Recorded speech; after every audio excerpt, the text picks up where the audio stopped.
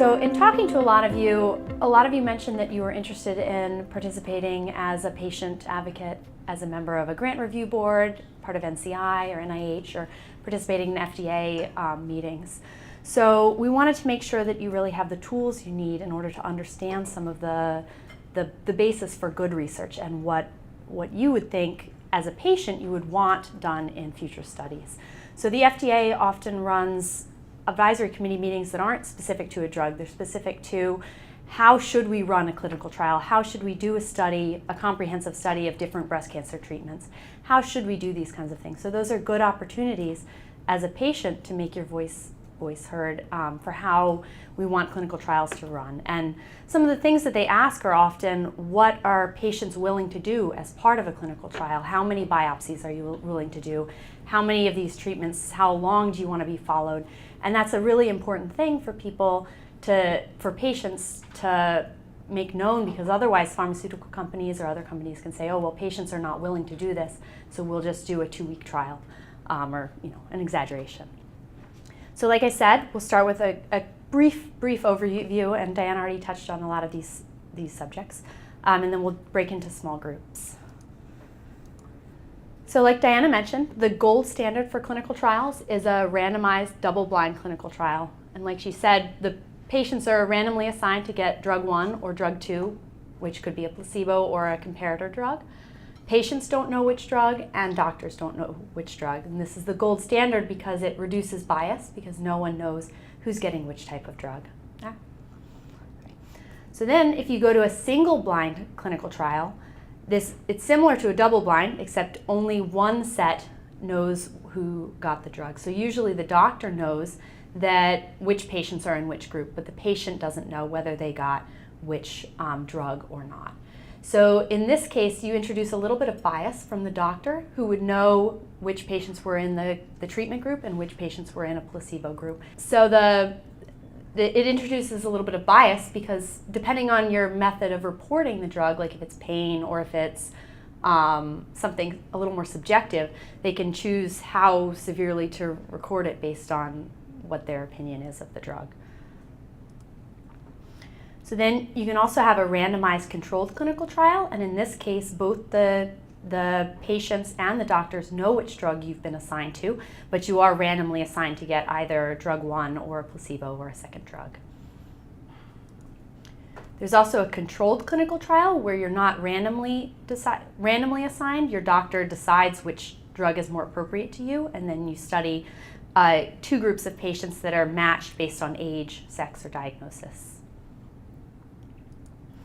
And like Diana mentioned earlier, you can also have an uncontrolled clinical trial where you really just have the doctor has assigned a new drug to a patient, and then they study the effect of that drug. There's a lot of different types of controls that can be used in these studies. You can have a new drug compared to a placebo, and in a device study, it'll be compared to a sham device, or a device that can be inserted but that's not functional.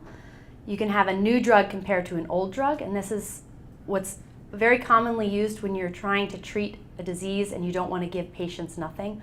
If you have a disease like asthma or something where when you have treatments available, it's not ethical to give somebody no treatment. So you need to compare it to a drug that's already on the market to a new drug. However, FDA, like Diana may have mentioned, your new drug is not required to be any better than the old drug.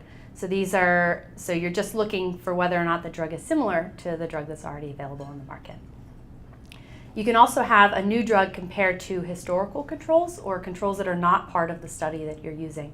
So sometimes they'll use a study that was done years ago of a similar patient population to try and control it to a drug if they don't have the patients or if they don't want to find the patients. So the next part is talking about statistical significance, and that's a word that they use in all of those ads that we saw. This drug is significant. It helps you lose weight significantly. But that doesn't necessarily mean that the drug is actually effective.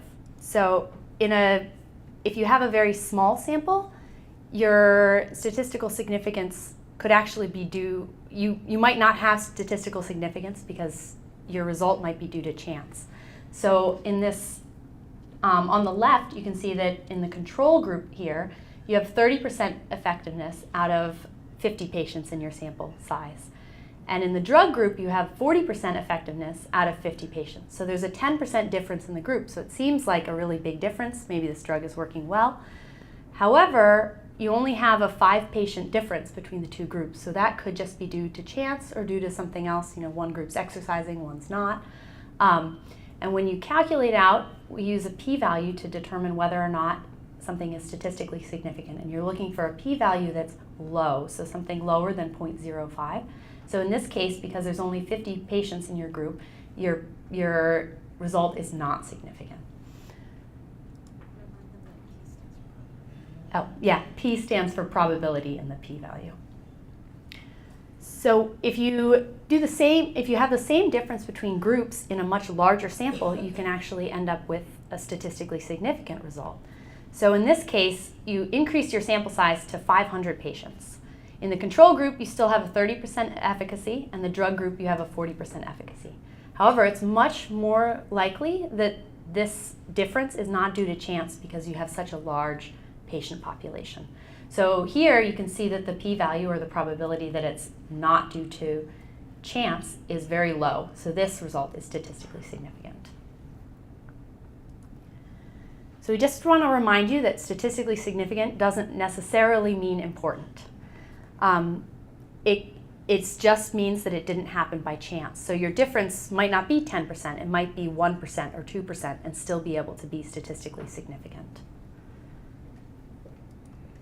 So some of the important questions to ask about clinical trial design are whether or not your sample sizes are large enough to tell a difference between the treatment and the control group, to tell whether or not it's due to chance or not. Is the study well controlled to reduce bias, such as differences between the treatment and control groups that might have contributed to the result? And is that statistically significant result even meaningful to patients?